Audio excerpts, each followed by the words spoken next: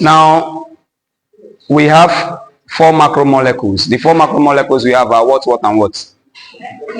Lipids, carbohydrates, proteins, and what? And nucleic acid. Good. So let's look at one of the macromolecule, lipid.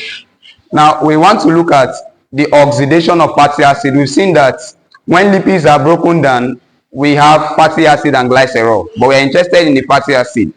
So we said, how can this fatty acid be broken down to release energy? Now let's use triacylglycerol to represent the lipids. So triacylglycerol represents the lipid. During lipolysis, that is the breakdown of lipid, this triacylglycerol will be broken down and will have fatty acid, is it not? Yeah. Now, the fatty acid, all these reactions here are taking place in the cytosol. Now, if you have your cell,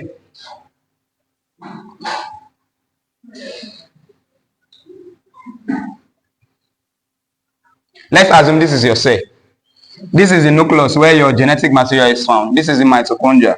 This open space here, where other organelles are found, is the cytoplasm, right? And the fluid found here is the cytosol. Good. Now, this reaction we are seeing here takes place in the cytosol, this open space.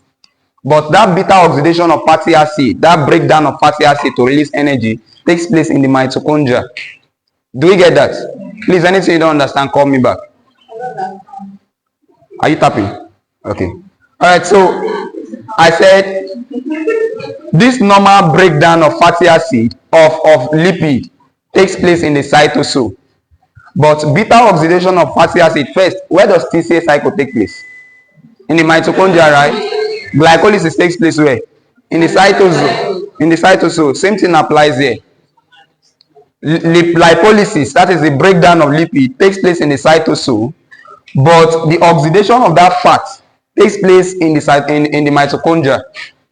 Are we following? Now, first, the triacylglycerol, which is representing our general lipid now, is broken down to fatty acid. Now, the fatty acid now, first is activated. The first step is activation of fatty acid, and we said the fatty acid is activated first to what? Fatty acyl. Fatty acyl CoA. So fatty acyl CoA is the activated form of fatty acid. Now, the reason we are activating it is the normal fatty acid here, we cannot do anything to it if it's not activated. So for us to modify this fatty acid, we have to activate it first. And we are activating with coenzyme A, right? Coenzyme A. So fatty acid is activated to fatty acyl CoA. Now let's take for example, if the fatty acid we are talking about is palmitic acid, what will be the activated form? Palmitoyl CoA, right? Palmitoyl CoA. So just like that. So if it was oleic acid, what will you call the activated form? Oleoyl CoA, right? Good. Just like we have palmitoyl CoA, we have oleoyl CoA. We'll see that. So the first thing you should note here is the fatty acid is first activated to what? Fatty acyl CoA. Now, as the fatty acid has been activated to fatty acyl CoA, remember we want to break down the fatty acid, right? But the enzymes that can break down this fatty acid is not found in the cytosol. It's found in the mitochondria. This is the mitochondria. It's found in the mitochondria. So now fatty acyl CoA, we want to break it down, but we say the enzymes, what we need to break down this fatty acyl CoA is not found in the cytosol. So we want to move this fatty acyl CoA into the mitochondria where the enzymes to break down the fatty acyl CoA is found. But there's another problem. Fatty acyl CoA on its own cannot get into the mitochondria. Now this is how the mitochondria looks like. The mitochondria have 3 layers. We have the outer membrane, we have the intermembrane. The intermembrane, this is the intermembrane, and this is the inner membrane, and this is the matrix. Now, where the enzymes that are involved in the breakdown of this fatty acyl CoA is in this matrix. So the fatty acyl CoA cannot pass through all this protocol and get here on its own. It needs connection. You get? So the fatty acyl CoA here in the cytosol wants to be broken down, but it cannot get into the mitochondria on its own. So it needs a carrier, something that will carry it. And the carrier is what? Carnitine. So we need a transporter. And that transporter is carnitine acyl CAT, cat1. What is the cat? Carnitine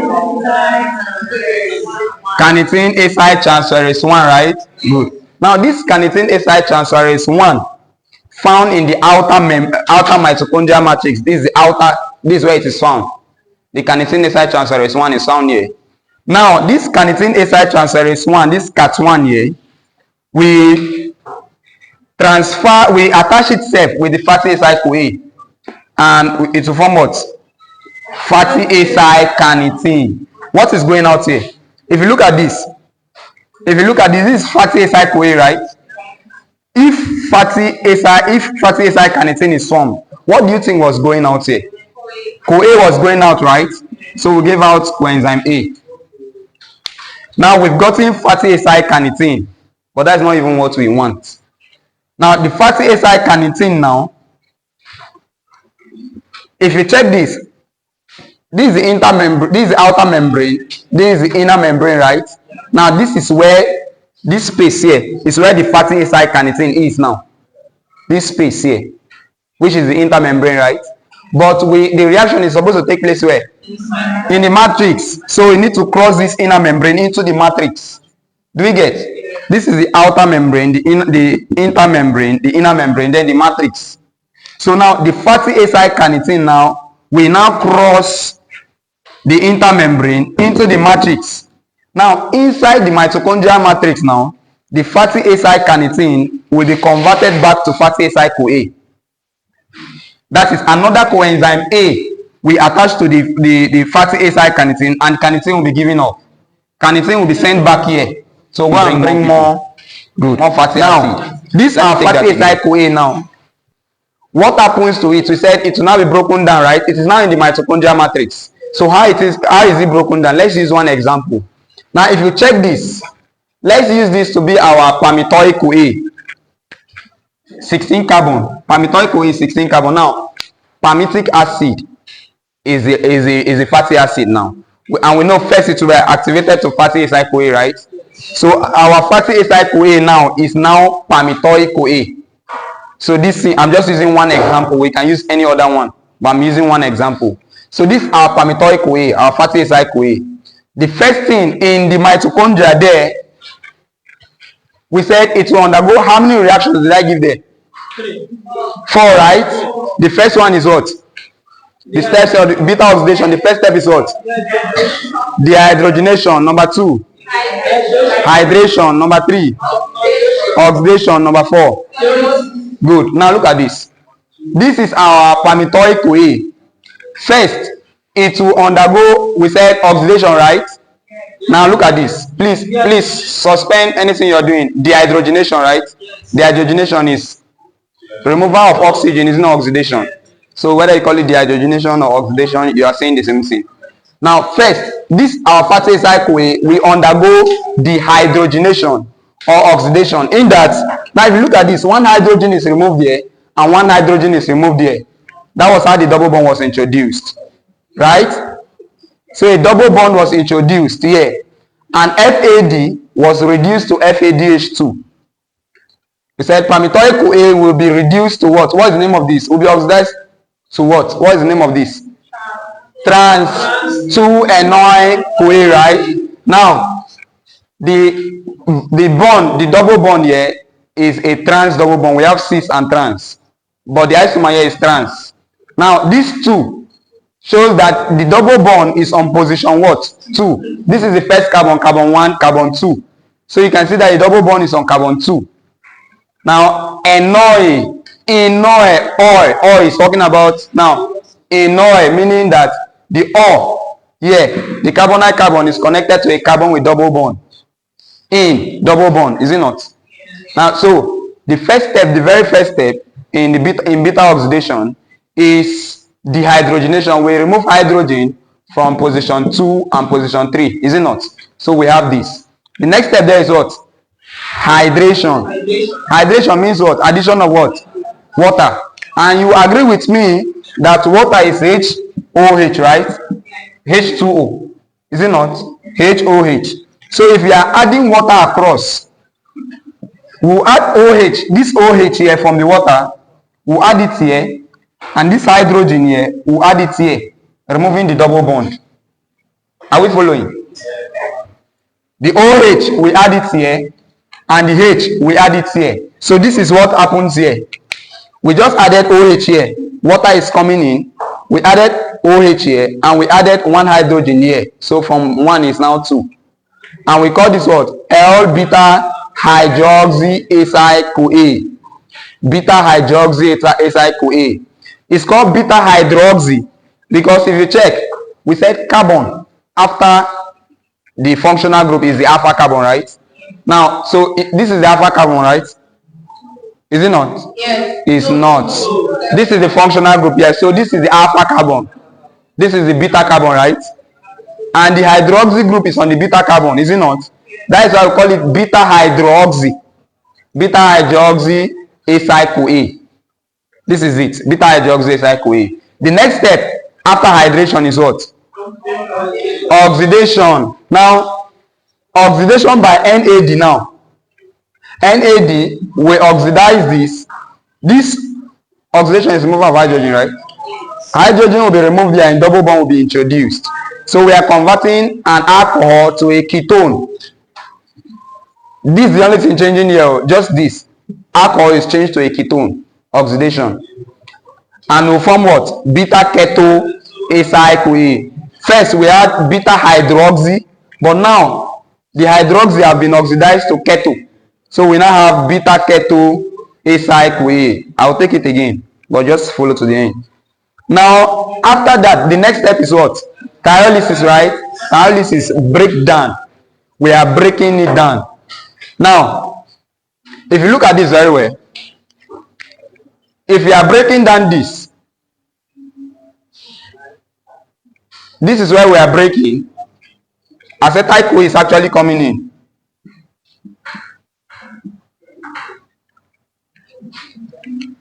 Sorry, coenzyme A is coming in. Now, if we break down this part is this one, right?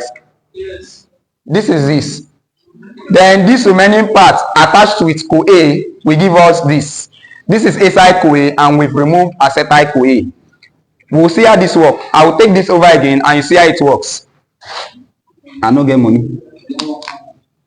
Now, first, we've gotten our fatty acyl-CoA. We want to break it down to get energy.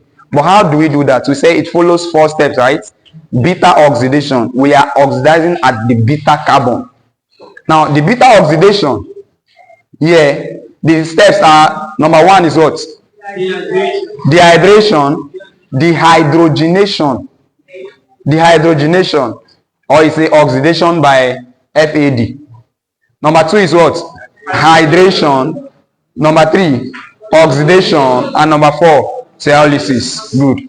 Now the first step, which we call dehydrogenation, we remove hydrogen from position 2 and position 3, carbon 2 and carbon 3. Removing these 2 hydrogen now, for carbon to still maintain that 4 bond, you know carbon is tetravalent, right? So once we remove 1 hydrogen here, 1 hydrogen here, we need to add a double bond to complete it. And now, adding a double bond now, we no longer have a palmitoic-CoA. What we now have is trans-2-enoic-CoA. Enoic-CoA, because of this double bond. That's where the in is coming from. Next, we said hydration, right? Enoic-CoA hydratase, we add water to it. And water is HOH, meaning hydrogen will add one side of the double bond, OH will add one side of the double bond to remove the what? The double bond. So OH adds here on position 3 and H adds here to form our beta hydroxy acyl-CoA. Beta hydroxy, this is alpha beta. Alpha beta. So beta hydroxy acyl-CoA. Next, the next step is what? Oxidation by what? NAD, right? Now, this hydroxy group here is oxidized to a ketone. So from hydroxy group now we are having a ketone. So instead of beta hydroxy we are having beta keto. Beta keto acyl-CoA. Then after that, after the beta keto acyl-CoA, the next step is what? Pyrolysis, right? We'll break this down into acyl-CoA and acetyl-CoA. This reaction will continue like this. Will continue until we break down all this into individual acetyl-CoAs. Let me see if you understand. This acetyl-CoA, you know, this acetyl-CoA can go into the TCA cycle, right? Yeah. And energy will be generated from it. Yeah. We will get there. But how many times do you think this cycle will take place for us to completely break down this 16 carbon palmitoic-CoA? How many times? If you get it, meet me after the class. You are rich in life. How many times do you think this palmitoic-CoA will undergo beta condensation? You said 8 times. Who said that 5? Stand up.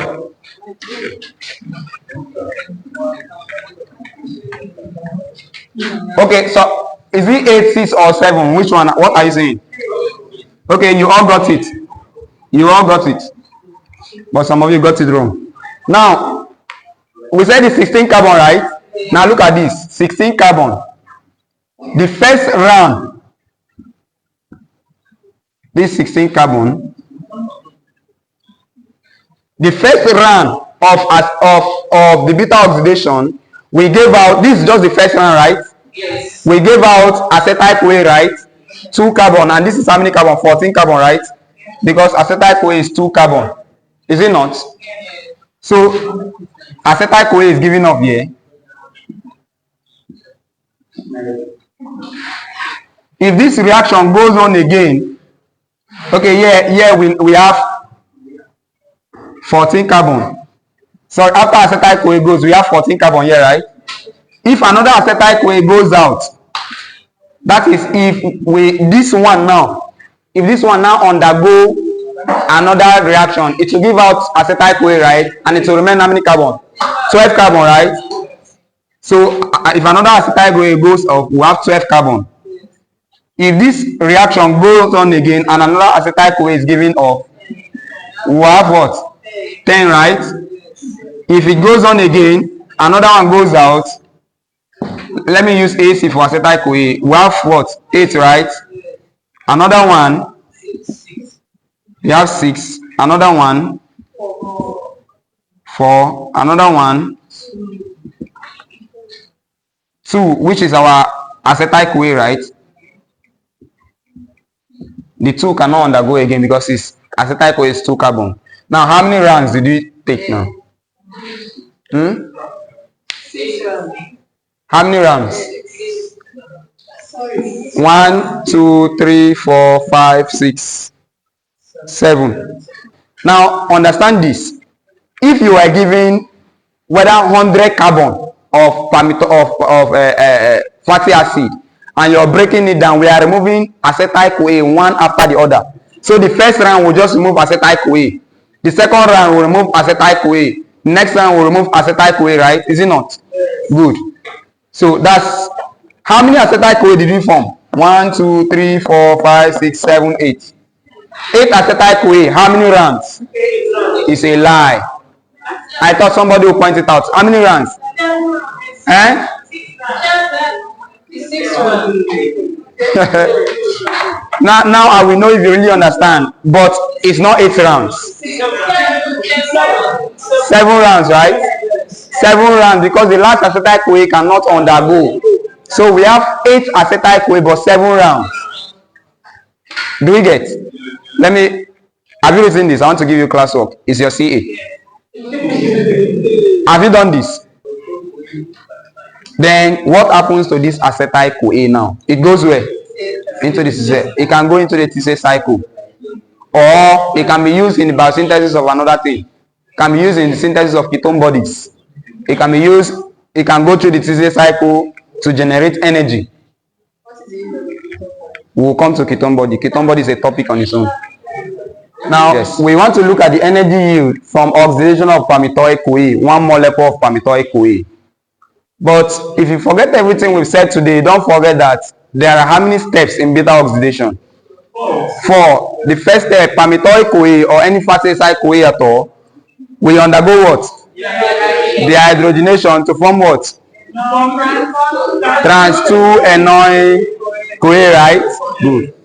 Now, the second step is what? hydration. We add water to form what? L-beta hydroxyacid-CoA. Is it not? Next step is what? Oxidation by NAD, right?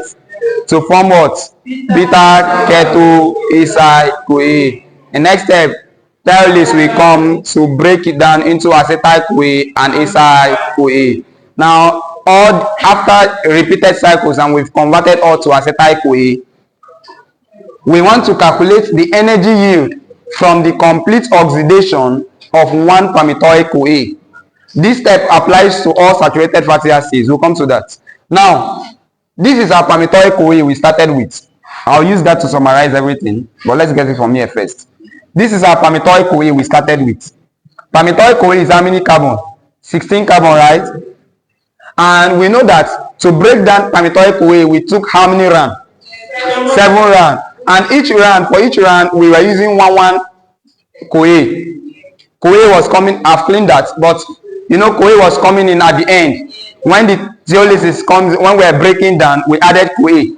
So for each round, we use 1 CoA. So for the 7 rounds, we use 7 CoA. All right. We also use 7 oxygen, which was not accounted for in that diagram there. 28 inorganic phosphates, 28 ADP, which will combine to form our 28 ATP. 8 acetyl-CoAs were produced at the end. Now, for each acetyl-CoA, how many acetyl-CoA did we produce? 8, right? For each acetyl-CoA that passed through the TCA cycle, we know that it will pass through the TCA cycle. Now, these are the 8 acetyl-CoAs. When they pass through the TCA cycle, this is a reaction that will take place. This is a reaction that will take place. I'm leaving this because I'm going to draw the pathway and we see how that happens. Now, if you combine the two equations, this is what you will get. And you are saying, some persons are saying that maybe there is a mistake or not. There is no mistake. Here we are having just CoA, just 1 CoA. Because if you check here, these 7 CoA are on the reactant side, right? So 7 CoA are on the reactant side. The 8 CoA here are on the product side, right? 8 CoA. So if they are on different sides, they will cancel, right? They will be minus, is it not? Subtract. So we will now have only 1 CoA on the product side. That's why we're having just 1 CoA on the product side. Then some persons were saying, why is there no, what again? Acetyl-CoA. Now this 8 acetyl-CoA is on the product side, right? 8 acetyl-CoA is on the reactant side now. They'll cancel out. So here we are not having any acetyl-CoA. So this is the overall reaction. But you are not to cram this. ATP. How many ATP do we have on this product side? 28. How many ATP did you have any ATP on the reactant side? How many ATP? 80 ATP, right? On the product side, this product, right? Is it not? So since they are on the same side, product, they will add up. So 80 plus 28 will give us what? That was how we got this 108. Sorry, this is supposed to be ATP. Who said it? Supposed to be 108 ATP. All right. Now, let's look at the summary for just 1 palmitoyl-CoA that we break down. Let's see the energy, the amount of energy we get from it. Now, let's use this table to summarize it. But before then,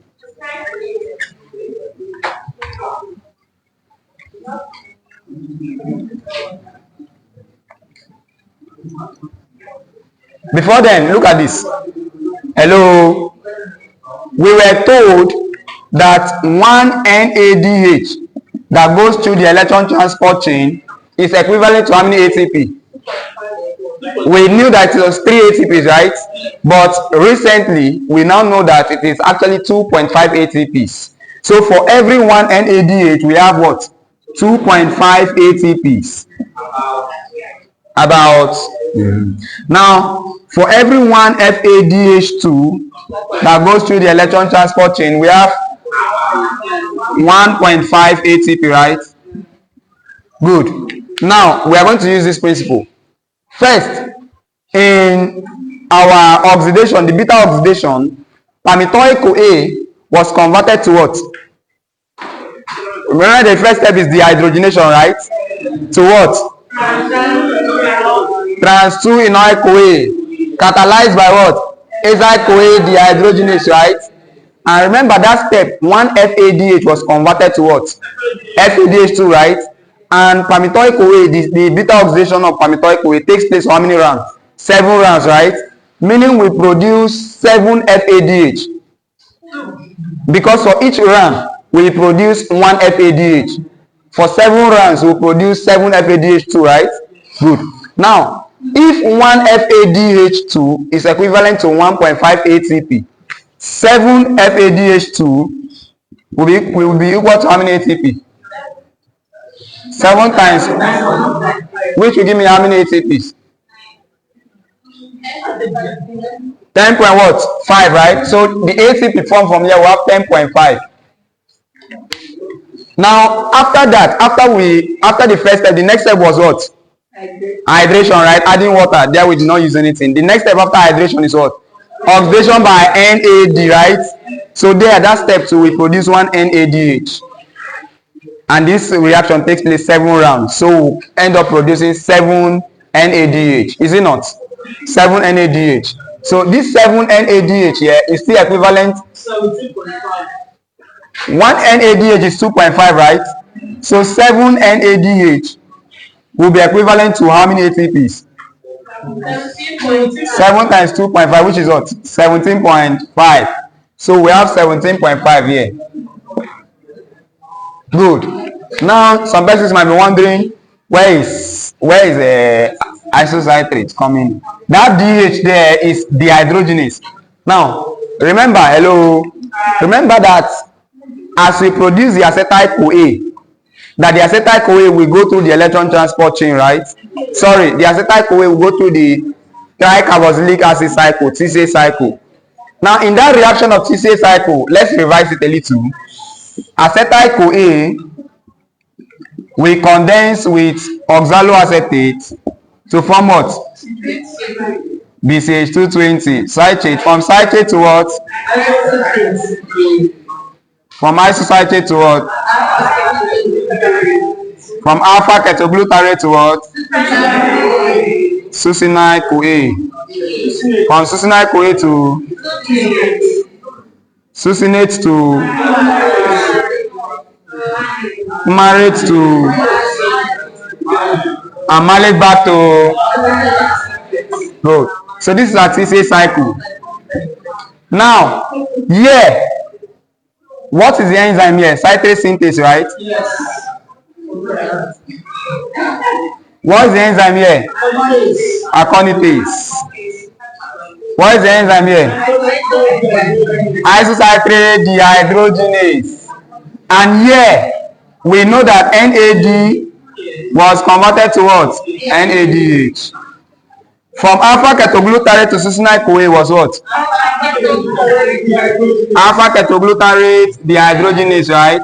And NADH was converted to what? NADH. Good. From succinyl CoA to succinate, what was converted to what? Okay, succinyl CoA synthetase, right? Succinyl CoA synthetase, and what was saline? GDP was converted to what? Now, from succinate to fumarate was catalyzed by what? Succinate dehydrogenase, right? And what was converted to what? FAD was converted to what? Now from fumarate to malate, what was the fumarase? From malate to oxaloacetate, malate dehydrogenase, and what was converted to what? NAD was converted to what? Yeah. Now nobody will ask you to draw this at this level, but you don't pass this level, I mean. But we need the idea. We need the idea. Now I'm drawing this so we see where all these are coming from. This too is coming from the beta oxidation, right? Yes. Now that same acetyl CoA, hello, we are tracing the acetyl CoA. How many acetyl CoA do we have? 8, right? 8 acetyl CoA. and this is 1-acetyl-CoA here. Hello. So looking at 1-acetyl-CoA, hello, can we pay attention? 1-acetyl-CoA passing through the TCA cycle. How many NADH did we produce here? 3, right? 3. That is why we saw 3 reactions producing NADH. But the isocitrate dehydrogenase reaction here, we saw we produce 1 NADH, right? So for 8-acetyl-CoA, we produce 8 NADH at this step. Do we get? Let me take that again. This is just 1 molecule of acetyl-CoA passing through the TCA cycle. Just 1 molecule. And isocitrate dehydrogenase reaction here, we produce 1 NADH. It means if this reaction is going on 8 times, that is for 8-acetyl-CoA, we produce how many NADH? 8. That was how we got this 8 NADH. Now, alpha ketoglutarate dehydrogenase at this point, we produce 1 NADH too. So 8-acetyl-CoA will have what? 8 NADH. Now, succinyl-CoA synthetase here. Succinyl-CoA synthetase here. GDP was converted to GTP, right? 1 GTP. And GTP is equivalent to ATP. So for 8-acetyl-CoA, how many ATP are we going to produce here? 8 ATPs, right? So here we have 8 ATPs. Now, succinate dehydrogenase. Succinate dehydrogenase, where is it? Here, right? In this succinate dehydrogenase reaction, 1 FADH2 was produced. So for 8-acetyl-CoA, we produce how many? 8 FADH2. Then for malate dehydrogenase reaction, 1 NADH was produced. So for 8-acetyl-CoA, we produce what? 8 NADH. Now, this 8 NADH will give us how many ATP? 8 times 2.5. 20. Here to 20. Here. 8 times 1.2, 12. Here. 20. So add up everything for me. How many do we have? Add up everything. How many do we have? 100 what? No. Check. Check again. It's close. Just a little. No. No. 108.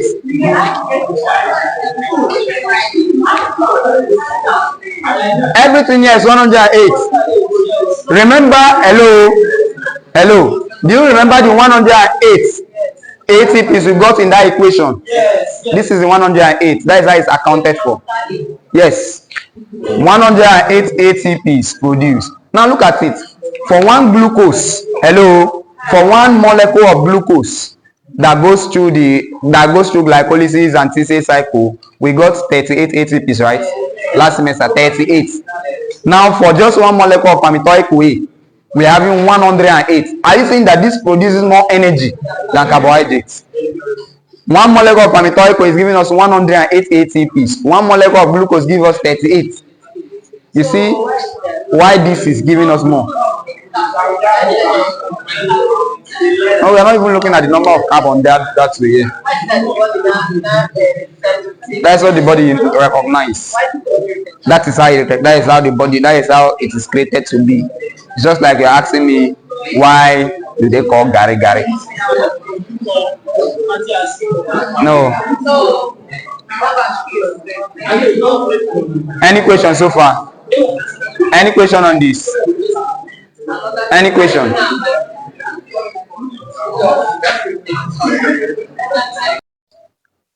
Note that in the activation of palmitic acid to palmitoic-CoA, we made use of 2 ATPs. We made use of 2 ATP. Note that in the activation of palmitic acid to palmitoic-CoA, we made use of 2 ATP. And hence, the net gain per molecule of palmitic acid, the net gain per molecule of palmitic acid is 106 ATPs. The net gain per molecule of palmitic acid is 106 ATPs. Remember the first step when we started all over. Palmitic acid was first activated to what? Palmitoyl-CoA, right? That step we made use of 2 ATPs. We used 2 ATPs. And now we have to pay back the 2 ATPs we used. So after producing this 108, we have to pay back the 2 ATPs we use in the activation stage. So it will be 108 minus 2, right? Which is 106. So this is the net ATP gotten per molecule of palmitic acid. Do you get that? Yes. For palmitoyl. What is palmitoyl? Palmitoyl-CoA is the activated form. Whether you say palmitoyl-CoA or palmitic acid, we are talking about the same thing now.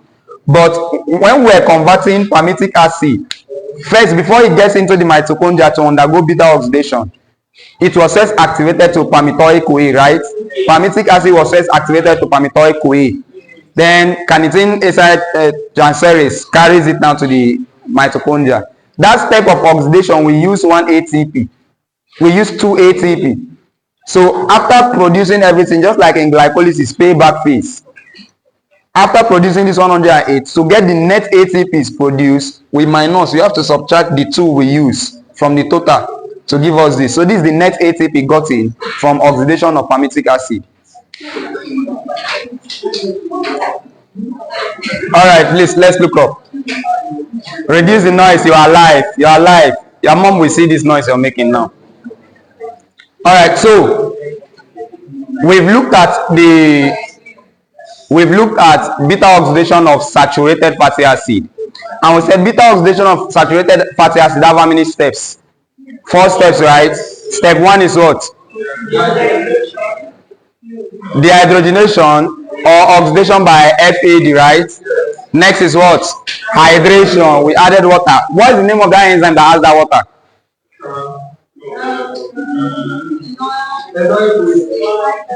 Hydratase, right? What hydratase? NIK hydratase. After hydration, the next step is what? Oxidation by what? NAD, right? Oxidation by NAD, and the last step is pyrolysis. Good. Now, beta oxidation of monounsaturated fatty acid cannot be done in the same way as that of saturated fatty acid. So I'm going to use 2 examples of unsaturated fatty acid. One, I'm going to be using oleic acid, oleate, and I'm going to also be using linoleic acid. Please note that there is a difference between linoleic acid and linolenic. We have linoleic and linolenic. They are 2 different things. This one have 2 double bonds, right? This one have 3 double bonds. This one is linoleic, linolenic. So the one we are looking at is this one, this other one here. Now, let's start with beta oxidation of oleic acid, oleate. Now look at this. This is our oleic-CoA and it has 18 carbon. Now if you count with me, I'll beg you to pay attention now. If you count with me, this is 1, 2, 3, 4, 5, 6, 7, 8, 9, 10, 11, 12, 13, 14, 15, 16, 17, 18, right? So there are 18 carbons, and you can see that the double bond is between carbon 9 and carbon what? 10. There's something we need to understand about this double bond. We have 2 types of double bond here. The double bond can be trans or cis. If it is like this, it's cis. If it is like this, it's trans. If it's like this, it's trans. If it's like this, it's cis. And one thing you need to notice, remember that in the saturated, when we're oxidizing the saturated, we introduce a double bond, right? That double bond, was it cis or trans? Trans, right? Trans. That was why hydratase, annoying hydratase, was able to act on it. Now that annoying hydratase cannot act on the cis. So we must convert it to the trans form. But now, remember, we are always, in the beta oxidation, we are always removing 2,2 unit acetyl-CoA, right? 2,2 unit acetyl-CoA. So this one, we go through the first round of beta oxidation, just like the normal way. of beta oxidation, it will undergo, the first step is what? Dehydrogenation. Dehydrogenation at carbon what? Carbon 2 and what? 3, right? So dehydrogenation will be here. So we have double bond here, right? We introduce a don't write too. I will just be modifying this. So dehydrogenation, we introduce a double bond here. The next thing is what? Hydration, right? So hydration will add water. OH will add here. H will add here, right? The double bond goes out. The next step is what? Reduction, right? Sorry, oxidation. So here becomes double bond O, right? Is it not? Good. Now the next thing is what? Pyrolysis. So this bond will break. And acetyl-CoA, this is CH3 here. Acetyl-CoA will go out, right? CoA will come in and form fatty acyl-CoA here. Is it not? So we've given out one acetyl-CoA. The same thing, this one here becomes CoA. CoA attaches here, right? So if we go again, let me be showing it as we go. So first we've removed one acetyl-CoA. Hope you've written this. And here coenzyme A have attached, right? So we've removed one. The next, this one that is remaining now is now how many carbon?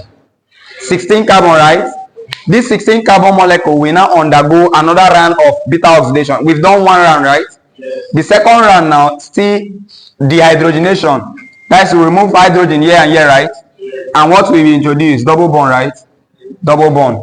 The next step is what? Hydration. We add OH and H. The double bond goes out. The next step is what? Oxidation. Here becomes double bond what? O, right? The next step is what? Pyrolysis, right? This bond breaks. Acetyl-CoA goes out again. How many acetyl-CoA have gone off so far? 2, right? We've done 2 rounds. So here become another CoA attaches, right? Is it not? We undergo another one. What will happen now? Dehydration, right? The dehydration will introduce double bond. Is it not? As the double bond is introduced, the next step is what? Hydration, right? We add OH and H. Double bond disembark. The next step is what? Oxidation. So this is turned to double bond oxygen. The next step is what? Pyrolysis. This bond break off, right? And we have this. Now the next step would have been, we repeat it as 3 rounds, right? But you can see this is where we are supposed to introduce double bond, right? The hydrogenation is between here and here, right? You cannot go and you cannot. So we need something that we need to do something to this double bond. In fact, this stuff now is now this stuff we have here. Do you get? This stuff here is this one is this one now. Now we need to do something to this double bond first. That's why we said it. Beta oxidation, 3 cycles of beta oxidation took place, and we produce 3 acetyl-CoA. Do you get? We produce 3 acetyl-CoA. Then we need to modify this double bond here because that hydratase cannot act on 6 double bond. So first we need to look for a way to convert it to the transform.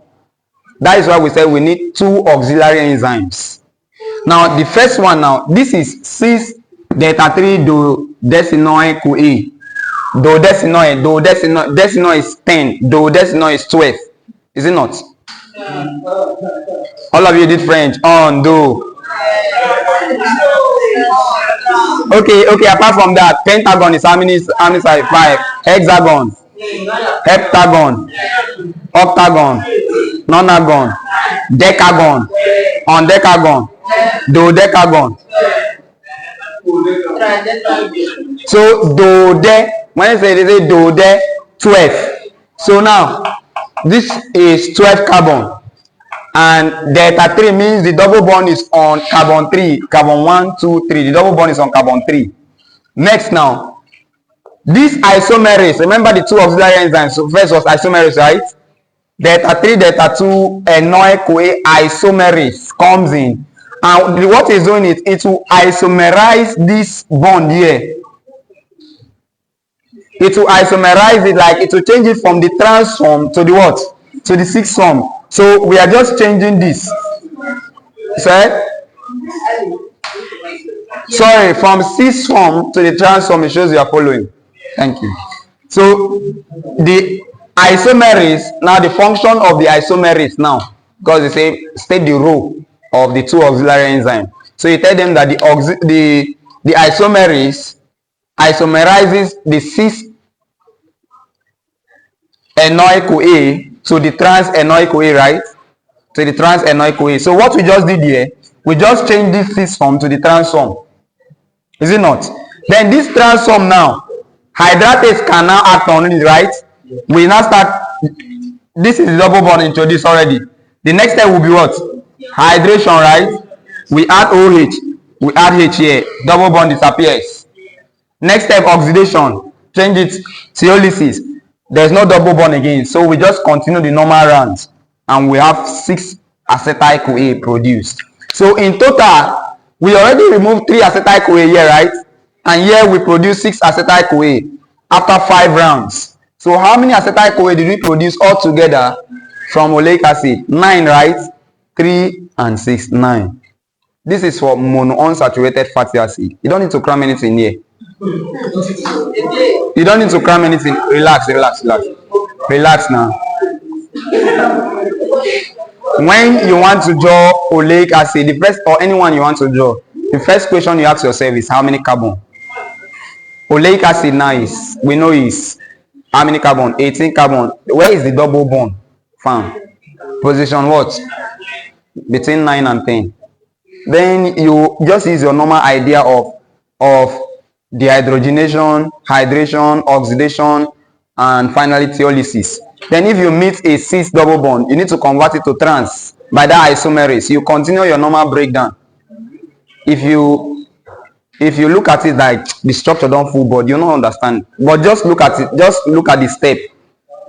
You must not do it exactly like this. Understand the principle, draw it the way you want to draw it.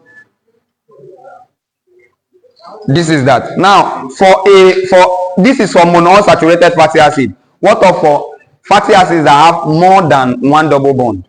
Like in the case of linoleic acid that have 2 double bonds. Now, for linoleic acid or linolates that have 2 double bond, let's look at it. You see 18 carbon, right? 18 carbon like this one. You see 18 carbon. The double bonds are on position 9 and position what? Position 9 and position 12. When we look at the classification of fatty acid, we look at essential, non-essential. What makes them essential, what makes them non-essential. So I'm leaving that out until we get there. Now, this one we undergo just like we did. This will undergo how many rounds of beta oxidation? 3 rounds, right? Before we get to this 9. Remember, this one was on position 9 too. Before we get to the 9. So as we get to the 9, this is what we will now have here. Is it not? After 3 rounds of beta oxidation, this is what we have. The next step is isomerization, right? The isomerase, we isomerize only this one first. We isomerize this one from the cis form to the trans form. Then one round of beta oxidation will take place. Are we following? Now, we understand that 3 rounds of beta oxidation will take place here, right? Until we will now meet here. So this is this. Now what is remaining after the 3 rounds is this. The same principle we're using here. But now we cannot continue because of this. So we need to convert this first, this cis to trans, right? So first, isomerase. Remember, it is the isomerase that was doing that. This enoic CoA isomerase, we isomerize this cis to the trans form. Then after that, you know, oxidation, hydration will take place, right? We'll add OH and H. Is it not? After oxidation, what next? Oxidation, after hydration, oxidation, right? Double bond oxygen comes in, and the next step is what? Tiolysis. We'll break down this bond, right? Acetyl CoA goes off. Now the next step here becomes, let me remove it. So here becomes acetyl CoA. The next step is supposed to be what? Next step is supposed to be what? Dehydrogenation, right? So, but can we do this? So after only one round of beta oxidation will take place to remove that one acetyl-CoA. Now after we remove the one acetyl-CoA, this is what we will have left. This is what we will have left from the beta oxidation. Because remember, if this is if we from here I've removed one already, right? We said beta oxidation one cycle and first oxidation of second cycle. That is, we have to oxidize this, so a double bond will be introduced. That's what we have in here. But at this point here, we cannot just come here and break or oxidize this. That is where the reductase, the second auxiliary enzyme, comes in. Reductase. Remember, in this one, we use only one of the auxiliary enzyme, isomerase, right? There was no need for reduction. But in this one, linolenase now, we use the first auxiliary enzyme, isomerase here, and now we are seeing the reductase. Remember, we said the two are isomerase and reductase. Now, the reductase, what is the reductase doing? Are you seeing this thing now? It will reduce this double bond, right? It will. Reduction is addition of hydrogen, is it not? So hydrogen will be added here. Hydrogen will be added here and remove the double bond. So it removes the double bond. So as it removes this double bond, we can carry out our normal beta oxidation. And at the end, we'll produce 5-acetyl-CoA from it. Let me take that again. We understand how this undergoes beta oxidation, right? The same thing applies here. But here, after 3 rounds, we meet 2 cis double bonds. 2 cis here, position 3 and position 6. Now, the first thing we need to do is, I've modified this, right? So what did we do? What did we do here? What do we do to this? The annoying isomerase, we convert this one to the transform, right? Then the transform now will now undergo 1 round of beta oxidation, right? To give out 1-acetyl-CoA. After that, accompanied with oxidation, this is what we have, or the hydrogenation, this is what we have. Then the next step, you are seeing this is a cis and this is a trans. We cannot just break this off. So we need to do something about it. And that is where the reductase comes in. So the role of the reductase now, the reductase reduces or adds hydrogen to the cis bond, to the cis double bond. Removing the cis bond, removing the double bond. So now if you look at this reductase, where is it adding the hydrogen first of all? Is it this double bond that is removing or this one? Is it this one? Yes. Now look at this. This double bond, this carbon 1, right? 2, 3, 4. Let's number this one. 1, 2, 3, 4. Now let's do a little bit of organic chemistry. Now, if hydrogenation is taking place, first, the double bond here is between carbon what? Carbon 3 and 4, right? Meaning it's supposed to be here, is it not? This bond moves here, and this one goes out. This bond moves here, and this bond goes out. But here you are not asked for any mechanism. So just know that hydrogenation takes place, and the double bond disappears, and we have this. This one here will be converted to this one. This double bond between carbon 3 and 4 will be converted to double bond between carbon 2 and 3. That is, it will be converted here to move here. And from there, it will undergo our normal beta oxidation to produce 5-acetyl-CoAs.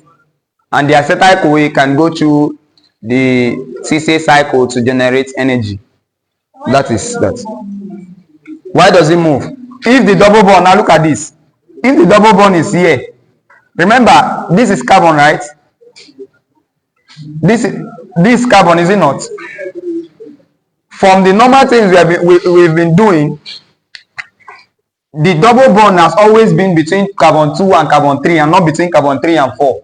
Because it is here oxidation will take hydration will add water. OH will come here, H will come here, will oxidize here. But if that is the case here, if we do that here, you see that we'll end up removing 3 carbon, not acetyl-CoA again. That is why we need to bring the double bond back here. All right, so let's look at oxidation of odd number fatty acids. Now it's actually very simple, so pay attention. Now odd number fatty acid is 15 an even number or an odd number? Odd number, right? Now let's look at this. Hello, look at this. 1, 2, 3, 4, 5, 6, 7, 8, 9, 10. This is 10, right? Sister, look up. This is 10. And if we want to convert it, remember we are removing 2 carbon. Let's assume these are carbons. We are removing 2 carbon, right? Or let me do it this way. 1, 2, 3, 4, 5, 6, 7, 8, 9, 10. If this undergoes beta oxidation, I think we are removing 2 carbon. So this one will go out first. This one goes out. This one goes out. This one goes out. And this one, right? What if it is odd number, like in this case, 1, 2, 3, 4, 5, 6, 7, 8, 9. Let's look at this 9. These 2 go out, right? This 2 goes out. This 2 goes out. If this 2 goes out, what is? So you see, it cannot work that way, right? So now in the oxidation of odd number fatty acid, beta oxidation of odd number fatty acid, first, the fatty acid, the odd number fatty acid goes through the normal beta oxidation until we have 5 carbons left. So in this case here, let's assume we have just 9. 1, 2, 3, 4, 5, 6, 7, 8, 9. Let's assume this is our odd number fatty acid. We'll remove these 2 as acetyl-CoA, right? We'll remove this other 2 as acetyl-CoA. How many carbon left? 5 carbon left, right? Good. Now this 5 carbon that is left, we can still remove 2, right? Now as we remove 2, if you remove 2 again, this one we cannot do anything with it again, right? So we'll work with these 3. So the 3 carbon molecule left here is our propionyl-CoA. Do we get? Is the propionyl-CoA. If you look at this, let me draw this structure again. This structure is just like this: CH3, CH2, C double bond. This is same as this. If I remove this one, this is my acetyl-CoA, right? But 1 carbon was still there. So these 2 here is my acetyl-CoA. Another one is my propionyl-CoA. Now this is my propionyl-CoA. What do we do to that propionyl-CoA? Now in the propionyl-CoA now, the first step, I read from the past question there, the function of enoic carboxylase. This is it now. So, now this propionyl-CoA here, we undergo carboxylation. Carboxylation is addition of carboxylic acid, right? Yes. Good. Now bicarbonate. This is bicarbonate. Bicarbonate is what is bringing in the carboxy group. So bicarbonate comes in, and this process uses ATP. Biotin serves as a cofactor here. Now if we are carboxylating this, meaning we are adding a carboxylic acid group, this is what we will get. This is what we will get. So here we just attached a carboxylic acid here. This is what we did here. We just attached a carboxylic acid group. After that, we said what is from here is what? D-methylmalonyl-CoA, right? D-methylmalonyl-CoA. If you remove this, what you have in is malonyl-CoA. This is a methyl group. So methylmalonyl-CoA, but it's a D dextro-rotatory. Rotate like to the left, to the right, right? To the right. Now D-methylmalonyl-CoA. Then methylmalonyl-CoA epimerase. Epimerase. What is an epimer? What type of isomerism is that? They differ in where? Only 1 carbon, right? Yeah. Anomers differ in position 1. Yeah. Now look at this one. If you look at this, we just epimerize D-methylmalonyl-CoA to L-methylmalonyl-CoA. To L-methylmalonyl-CoA. Now this L and D, dextro-rotatory, levo-rotatory. This one rotates light to the right, this one rotates light to the left. Now this L-methylmalonyl-CoA is now converted to succinyl-CoA. Succinyl-CoA, you agree with me that succinyl-CoA is an intermediate in the TCA cycle, right? Yes. So this succinyl-CoA can enter into the TCA cycle and generate energy from there. So the oxidation of odd number fatty acid follows the same pathway of that of the even number, but when we get at the end, when we have 3 carbon molecule, which is our propionyl-CoA, we will not oxidize it to acetyl-CoA, like we will not give out acetyl-CoA and we have 1 carbon left. That propionyl-CoA will be carboxylated. Why are we carboxylating it? Making it 4 carbon, even number again. Carboxylating it to D-methylmalonyl-CoA. D-methylmalonyl-CoA is epimerized to L-methylmalonyl-CoA, which is then converted to succinyl-CoA. Succinyl-CoA enters the TCA cycle. If you don't know how to draw this, you can use the name propionyl-CoA to D-methylmalonyl-CoA to L-methylmalonyl-CoA to succinyl-CoA. Succinyl-CoA goes to the TCA cycle to generate energy.